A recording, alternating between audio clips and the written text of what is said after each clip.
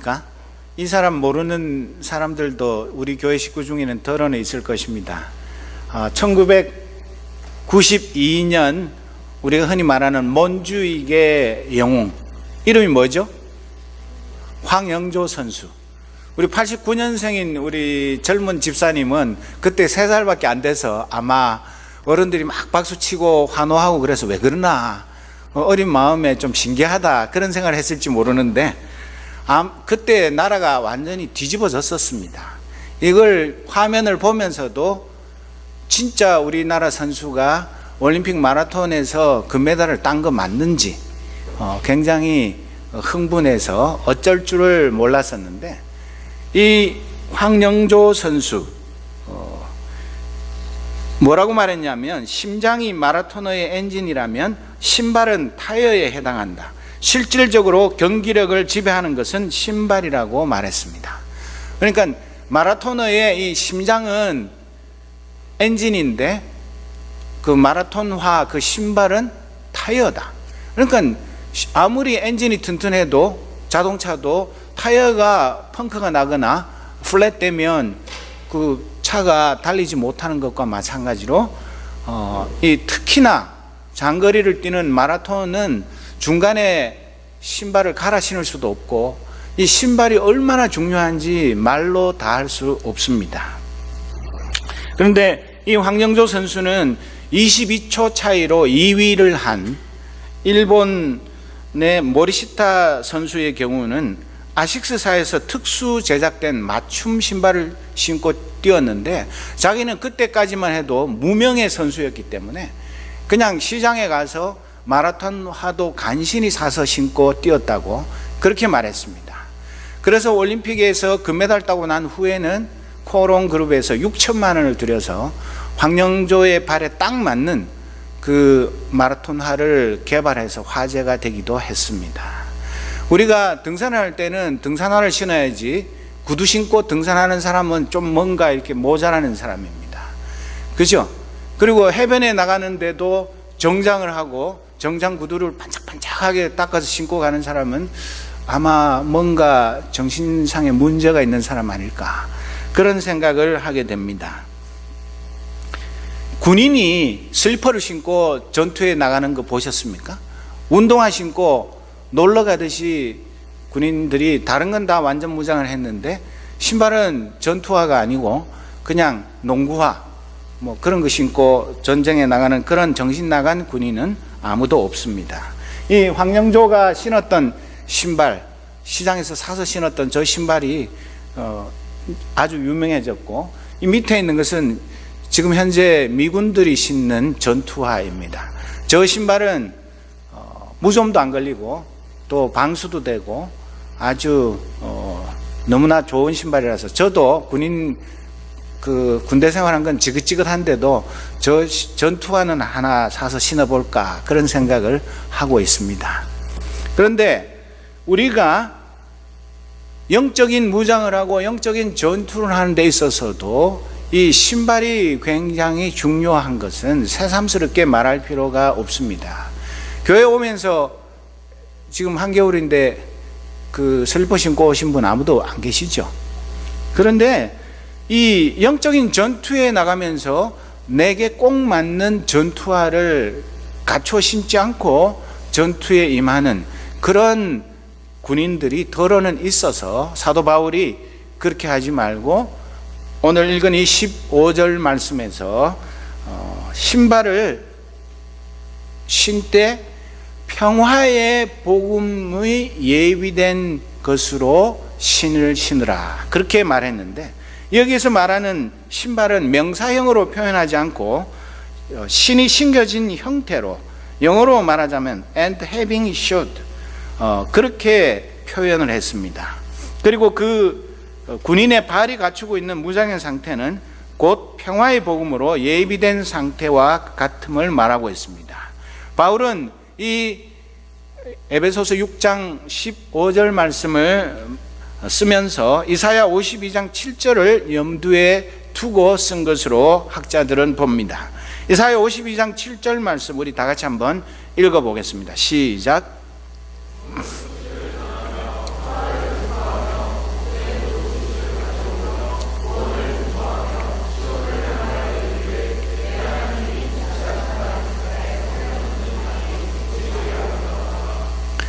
기쁜 소식을 절망 가운데 애타게 그 기쁜 소식을 기다리는 상황에서 그 굿 뉴스를 전하러 오는 사람의 발이 얼마나 아름답겠습니까? 마라톤 그 경기가 시작된 것도 그렇지 않았었습니까? 그 승전보를 전하기 위해서 목숨을 걸고 그 먼 길을 달려와서 기쁜 소식을 전한 것, 그것을 기념하기 위해서 마라톤 시합이 생겼다고 하지 않습니까? 그런데 이 이사야 52장 7절 말씀에도 강조되고 있는 것은 평화의 기쁜 소식의 선포보다는 이를 위한 예비에 초점을 맞추고 있습니다. 이것은 바울이 하나님의 전신갑주로 무장하는 목적을 에베소서 6장 13절 하반절에 보면 그래야만 여러분이 악한 날에 이 적대자들을 대항할 수 있으며 모든 일을 끝낸 뒤에 설 수 있을 것입니다 라고 말하는 것하고 연결이 됩니다. 여러분, 군인이 전투를 하다 보면 정신이 없습니다. 뭐 옆에 있는 전우가 퍽퍽 쓰러지고 나도 총탄을 맞을 수도 있고 언제 부상을 당할지 알 수 없는 그런 상황에서 정신없이 전투를 하다가 나중에 전투가 끝나고 나면 그 전장을 정리를 해야 되는데, 내가 살아있고 내가 아직도 나를 지탱할 수 있어야지만 다른 전우들, 부상당한 전우들을 돌볼 수 있고 또 그 전투의 승리를 누릴 수가 있는 것입니다. 온 세상을 향한 이 평화의 복음은 우리가 세상을 향해 서서 말할 수 있게 하는 가장 기초적인 준비입니다. 우리는 이 세상을 향해서 무슨 말을 할 수가 있습니까? 우리가 뭐 숫자도 그렇게 많지 않고 또 이 세상을 향해서 내세울 만한 그런 대단한 학식, 지혜, 뭐 이 시대를 분별하고 또 이 시대의 그 진로에 대해서 예언자적인 그런 말을 할 만큼 그런 능력이 있는 공동체도 아닙니다. 그런데 우리가 이 세상에 어떤 조직과 차별성 있는 것이 무엇입니까? 그것은 우리가 우리에게 주신 이 평화의 복음, 이것을 이 세상 사람들에게 전하는 것, 그것이 우리에게 주어진 사명이기 때문에 우리가 평화의 복음으로 신을 신고 무장해야 하는 것입니다. 내 발에는 지금 어떤 영적인 전투화가 신겨져 있는지를 이 말씀을 통해서 다시 한번 잘 생각해 보시기 바랍니다. 에베소서 2장 13절 이하의 말씀 보면, 여러분이 전에는 하나님에게서 멀리 떨어져 있었는데 이제 그리스도 예수 안에서 그분의 피로 하나님께 가까워졌습니다. 그리스도는 우리의 평화이십니다. 그리스도께서는 유대 사람과 이방 사람이 양쪽으로 갈라져 있는 것 하나로 만드신 분이십니다.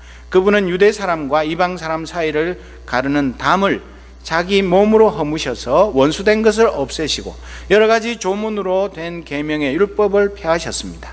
그분은 이 둘을 자기 안에서 하나의 새 사람으로 만들어서 평화를 이루시고 원수된 것을 십자가로 소멸하시고 이 둘을 한 몸으로 만드셔서 하나님과 화해시키셨습니다.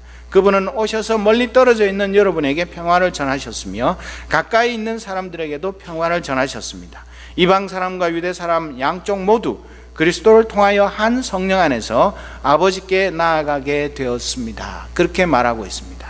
여러분, 이 세상에 팍스 로마나 팍스 아메리카나 뭐 이런 단어들은 존재하지만 로마의 평화가 진정한 평화라고 믿는 사람은 아무도 없습니다. 팍스 아메리카나, 미국이 세계 최강의 나라가 됐다고 해서 진정한 평화의 시대가 왔다고 믿는 순진한 사람이 없는 것도 마찬가지입니다. 그 당대에 다른 나라보다 훨씬 더 군사력이나 정치력이나 경제력이 강하다는 것이지, 그런 강대국이 있어서 세계에 참된 평화가 임하는 것은 결코 아닙니다.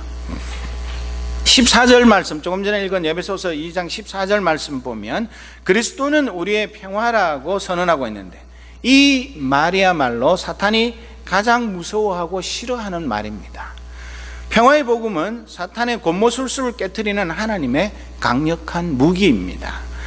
사탄은 우리 죄로 하나님과 원수된 것을 틈타 하나님의 사랑과 자비로부터 멀어져서 우리가 사탄의 노예로 살아가도록 수단 방법을 가리지 않고 공격을 합니다. 십자가 사랑과 하나님과의 화해, 그리스도를 통해 한 성령 안에서 하나님 아버지께 나아가는 성도들은 사탄이 패배한 확실한 증거입니다. 요한복음 14장 27절에 우리가 잘 아는 말씀, 나는 평화를 너희에게 남겨준다. 나는 내 평화를 너희에게 준다. 내가 너희에게 주는 평화는 세상이 주는 것과 같지 않다. 너희는 마음에 근심하지 말고 두려워하지도 말아라. 예수님께서 자기가 가지셨던 하나님의 평화, 온전한 평화, 진정한 그 평화를 우리에게 주셨습니다. 그랬기 때문에 우리는 이 세상에 불완전하고 흠집투성이고 언제 변할지 모르는 겉만 평화이지 안에는 온갖 불화와 악의와 미움과 전쟁이 가득한 그런 가짜 평화가 아닌 참된 평화를 우리가 먼저 날마다 체험하면서 내 속에 있는 예수님이 주신 참된 평화가 얼마나 아름답고 놀라운가, 그것을 이 세상 사람들에게 증거하는 증인으로 부름을 받았습니다. 예수님이 산상설교 중 팔복의 말씀에서 7번째로 말씀하신 마태복음 5장 9절, 평화를 이루는 사람은 복이 있다. 하나님이 그들을 자기의 자녀라고 부르실 것이다.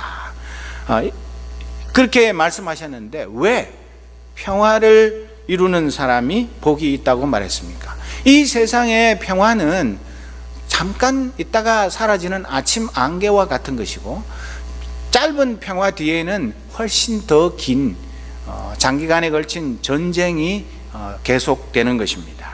그래서 이 평화를 이루는 사람이 복이 있는 까닭은 세상의 평화가 아니라 하나님의 평화, 예수님이 십자가 사랑으로 이루신 평화를 내가 먼저 누리고 이 세상 사람들에게 참된 평화를 나누어 주는 사람이기 때문에 복이 있는 사람이요, 그런 사람들이야말로 하나님의 자녀라고 부름을 받게 됩니다. 여러분, 뉴스를 보셨는지 모르겠지만 이 미국의 핵과학자 협의회에서 2015년 1월 22일에 어나운스먼트를 했는데 둠스데이 클락이 자정으로부터 3분 앞으로 당겨졌다는 발표를 했습니다. 이게 무슨 말이냐 하면 지구 종말 시기라고 불리는 것인데, 이 시계가 12시로부터 멀어지면 지구 전체가 좀 더 평화로운 그런 때고, 이 자정에 가까이 오면 올수록 지구 전체가 큰 위험에 처해 있다는 것을 나타내는 1947년부터인가 이것을 발표해 왔는데, 이 3분 전이라는 것은 세계 전체가 언제 무슨 일이 벌어질지 모르는 상당히 심각한 위기 속에 있다는 것을 가르쳐 줍니다. 이 세상은 온통 전쟁통입니다. 가정, 직장, 학교, 생업터, 사회, 국제사회 모두가 날마다 전쟁으로 지새고 있습니다. 유엔이 있고 유엔 평화유지군이 있어봤자 아무 소용이 없습니다. 그리고 이 오늘 말씀드리는 이 이유가 무엇이냐 하면, 둠스데이 클락이 3분 전으로 앞당겨진 까닭은 첫째로는 기후변화, 둘째로는 전 세계에서 벌어지고 있는 핵무기 개발 등으로 지구 종말 시계를 앞당겨야 했다고 발표했습니다. 여러분, 우리는 하루하루 먹고 살기 바쁘고 공부하기 바쁘고 애 키우기 바빠가지고 뭐 기후변화 그런 거 별로 관심 없고, 뭐 그게 뭐 어쨌다고 내가 살아가는 데 있어서 큰 문제는 없어, 그냥 이번 겨울 조금만 따뜻하게 지나고 봄이 왔으면 좋겠어, 그렇게만 생각하지만 이 급격한 기후변화는 적어도 저 정도 되는 60 다 된 사람들은 뭐 언제 천국 가도 별로 아쉬울 것이 없지만, 우리 자라는 세대들에게는 재앙을 우리가 물려주는 것인데, 왜 이런 급격한 기후변화가 일어납니까? 무분별한 경제 개발 때문에 이런 일들이 벌어집니다. 왜 세상의 많은 나라들이 핵무기를 개발합니까? 국제 정세가 불안하고 자기 나라 자체 방어와 또 강대국들이 자기들을 건드리면 다른 걸로는 싸워서 이길 수가 없으니까 핵무기가 있으면 너 죽고 나 죽자 이렇게 자폭하자고 덤비면 제 아무리 강대국도 함부로 손을 못 대기 때문에 너도 나도 핵무기를 개발하는 것입니다. 그래서 북한과 이란 등도 핵무기 개발에 나서서 많은 먼저 핵무기 개발해 놓은 강대국들이 골치를 앓고 있습니다. 인류 전체가 경쟁적으로 자해행위를 시도해서 자폭의 날을 앞당기고 있는 이런 상황에서 우리가 진짜 하나님께서 주신 참된 평화의 복음, 그것을 우리가 먼저 누리고 이 세상 사람들에게 유엔 그런 거 믿지 마라, 그거 없는 것보다 나을지 모르지만, 그리고 뭐 EU라든지 뭐 나프타라든지 이런 경제 블록들이 있어서 자기들끼리 서로 상부상조하는 것, 그것 가지고 세계 경제가 평등하게 고루 발전하는 것도 결코 아니지 않습니까? 그렇기 때문에 우리는 우리가 가진 이 세상이 알 수도 없고 줄 수도 없는 하나님이 주신 참된 평화, 이것을 이 세상에 증언해야 할 책임이 있습니다. 로마서 8장 6절에서 10절 말씀을 보면 육신에 속한 생각은 죽음입니다. 그러나 성령에 속한 생각은 생명과 평화입니다.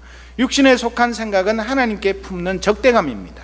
그것은 하나님의 법을 따르지 않으며 또 복종할 수도 없습니다. 육신의 매인 사람은 하나님을 기쁘게 해드릴 수 없습니다.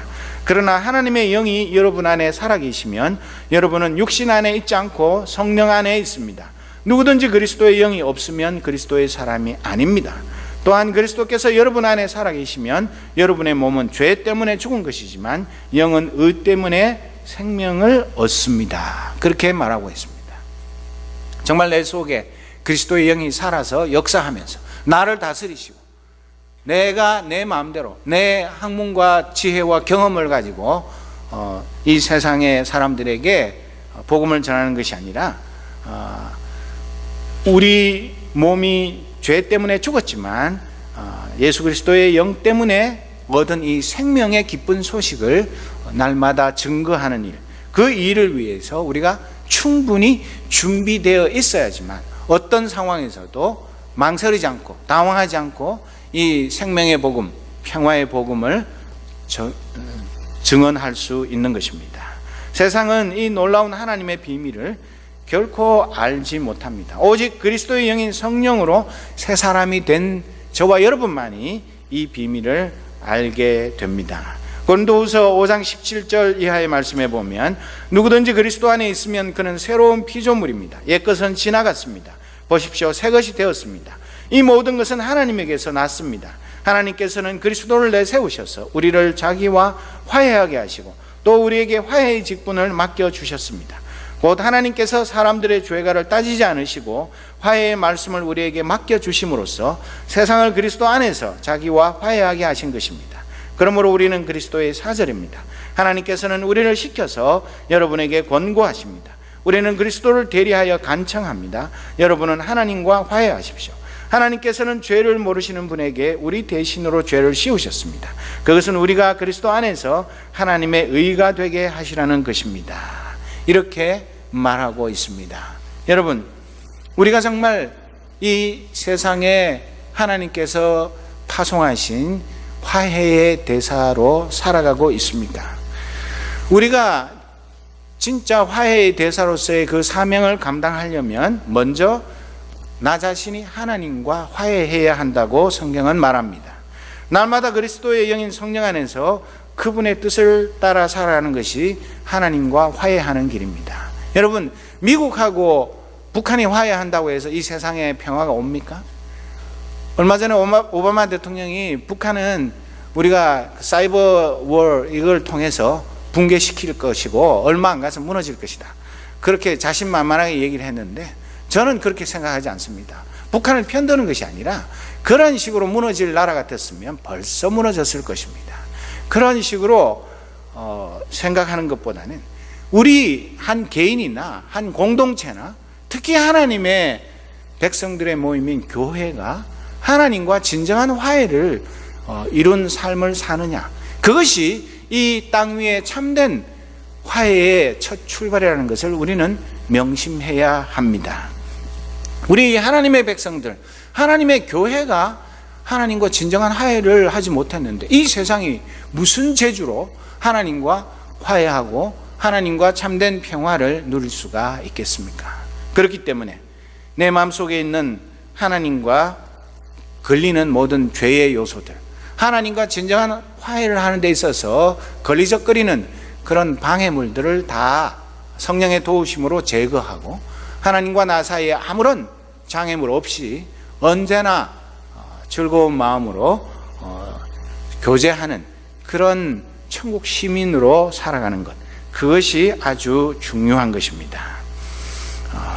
이 15절 말씀을 웨이무트 뉴 테스터먼트는 as well as the shoes of the good news of peace, a firm foundation for your feet, 이렇게 다른 번역에는 preparation이라고 번역한 것을 a firm foundation이라고 번역을 합니다. 그것은 The New Testament Recovery 버전도 마찬가지로 비슷하게 번역을 합니다. 무슨 말이냐 하면 우리가 평화의 복음에 예비한 것으로 신을 신는다는 것은 이 평화의 복음 자체가 우리의 영적인 전투에 있어서 firm foundation이 된다는 것입니다. 우리가 전쟁에서 지고 싶은 사람 누가 있습니까? 사탄과 싸우는데 우리가 갖춰야 할 이 영적인 전투화가 평화의 복음인데, 이 평화의 복음으로 신을 신고 영적인 전투에 임하면 그 평화의 복음 자체가 가장 강력한 영적인 전투화가 되어서 어떤 사탄의 공격 속에서도 무너지거나 쓰러지지 않고 굳건히 설 수 있는 기초가 되는 것이다. 그런 의미를 담아서 이렇게 번역을 하는 것입니다. 사탄은 우리가 전투 중에 발이 미끄러지거나 함정에 빠지거나 악조건 때문에 전진하지 못하게 발을 묶어 두려고 합니다. 우리가 대장 되신 주님의 뒤를 따라 전열에서 벗어나지 않고 제자를 지키는 것을 방해합니다. 그런 사탄의 공격의 최상의 방어 무기가 바로 평화의 복음으로 무장하고 굳게 서는 것입니다.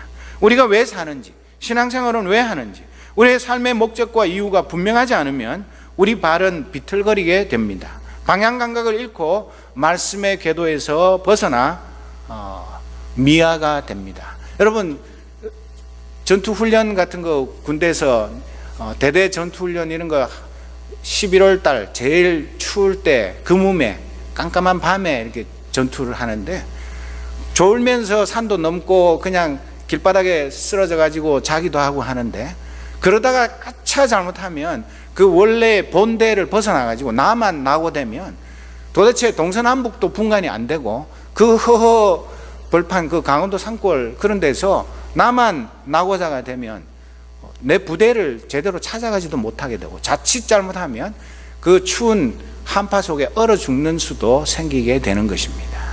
영적인 전투에 있어서도 마찬가지입니다. 우리가 내 개인의 신앙을 너무 자신하고 나는 어떤 사탄의 공격도 능히 막아낼 수 있는 하나님의 좋은 군사다, 그렇게 자신만만해 하다가는 큰 코 다치는 일을 겪게 되는 것입니다. 언제나 전투는 부대 단위로 공동으로 하는 것입니다. 나 혼자 잘났다고 해서 그렇게 내 힘만 의지하고 싸우는 그런 전쟁이 아니라는 것을 우리는 늘 명심해야 합니다. 로마서 14장 17절 말씀에 하나님의 나라는 먹는 일과 마시는 일이 아니라 성령 안에서 누리는 무엇과 무엇과 무엇이라고요? 의와 평화와 기쁨입니다. 여기 말하는 의는 하나님의 의, 평화는 하나님의 평화, 기쁨은 하나님이 주시는 하늘의 평화를 말하는 것입니다.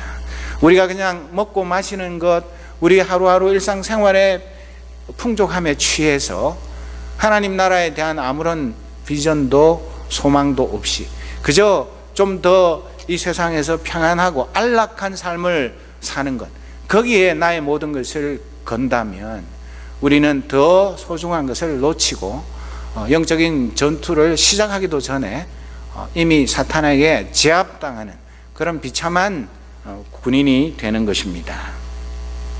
CCM 가사처럼 세상은 평화와 원하지만 전쟁의 소문은 날이 갈수록 더 늘어갑니다. 꼭 보코하람이라든지 IS에 의해서 뭐 그런 것만이 문제가 아닙니다.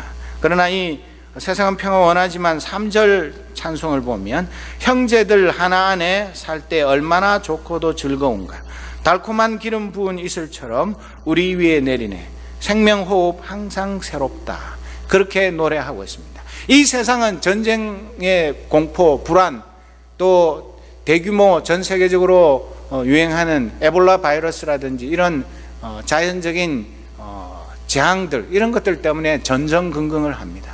그래서 생명보험도 들고 온갖 보험을 들고 내가 적어도 9988, 234 할 때까지 탈 없이 이 세상에서 잘 살기 위해서 이곳 저곳에 안전장치를 해놓고 또 포트폴리오를 만들어서 돈도 분산해 놓고 만약의 사태를 대비합니다. 그런다고 해서 우리가 진짜 100세까지 건강하게 무병장수하게 잘 살 수 있는 것은 결코 아닙니다. 정말 우리가 의지하고 바라고 소망해야 할 것은 우리의 몸과 마음이 그리스도의 평화의 복음으로 가득 찬 것, 그것을 소망하고 그리고 그렇게 됐을 때 우리는 언제 어떤 상황 속에서도 이 평화를 전하는 하나님의 아들, 딸이라고 부름을 받는 피스메이커로서의 삶을 살아가게 되는 것입니다.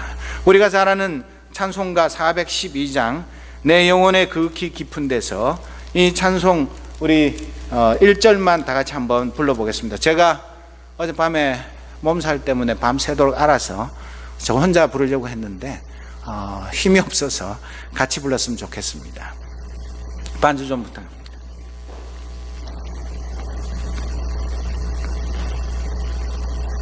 (412장)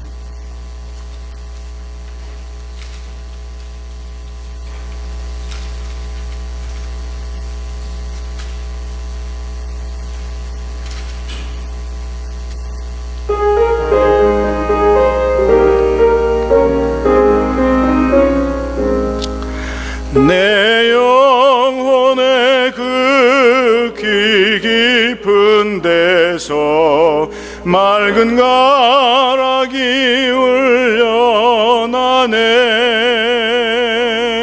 하늘 곡조가 언제나 흘러나와 내 영혼을 고이 사네.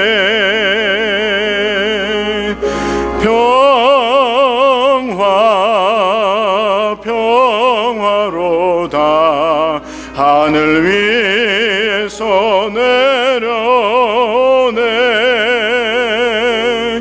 그 사랑의 물결이 영원토록 내 영혼을 덮으소서.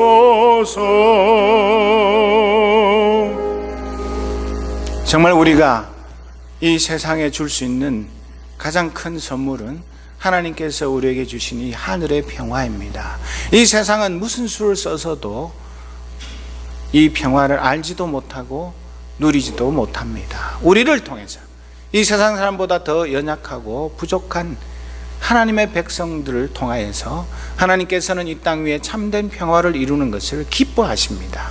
그런 일에 우리가 부름받은 것은 우리가 무슨 능력이 있고 자격이 있어서가 아니라 그저 값없는 하나님의 은혜와 사랑 때문인 것을 우리가 깊이 묵상하면서 진정 하나님께서 나 같은 죄인을 불러 자녀 삼으시고 이 귀한 직분, 화해의 대사의 직분 주신 것, 이것을 진심으로 감사하면서 성 프란치스코처럼 주여 나를 평화의 도구로 써주소서. 성 프란치스코가 뭘 가지고 평화의 도구로 나섰습니까?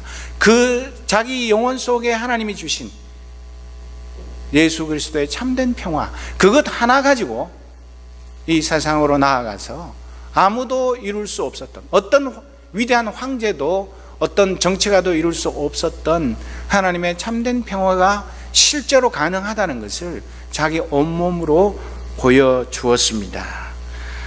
또 시편 85편 10절 말씀에 보면 사랑과 진실이 만나고 정의는 평화와 서로 입을 맞춘다, 그런 말씀 있습니다. 이 말씀을 우리가 기억하면서 정말 그 날이 오기를 소망하면서 우리가 날마다 우리 가정에서, 학교에서, 직장에서, 사회생활 가운데, 우리의 교회 생활 가운데서 이 평화의 복음의 예비된 것으로 신을 신고 그 신발끈을 조이고 영적인 전투에 나가서 싸워서 이기는 그런 삶을 살 때에 사랑과 진실이 만나고 정의는 평화와 서로 입을 맞추는 그날이 우리 눈앞에 펼쳐지게 될 것입니다. 그날을 소망하면서 하나님, 나에게 성령을 부어 주옵소서. 나에게 참된 하늘의 평화의 그 기쁨을 날마다 맛보게 하옵소서.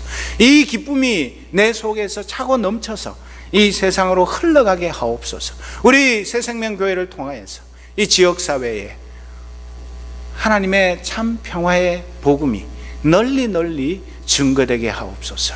우리 모두가 새롭게 각오하고 평화의 복음의 신발끈을 조이는 그런 복된 하나님의 백성들이 되시기를 주님의 이름으로 축복합니다. 기도하겠습니다.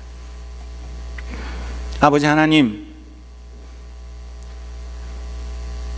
하나님과 불화하고 하나님의 진노의 형벌을 받아 마땅한 죄인을 예수 그리스도의 십자가의 보혈로 정결하게 하시고 하나님의 자녀 삼으시며 우리에게 하늘의 참된 평화를 날마다 공급해 주시며 이 평화를 세상 사람들에게 나누어 주는 화해의 대사로 불러주신 것 진심으로 감사합니다.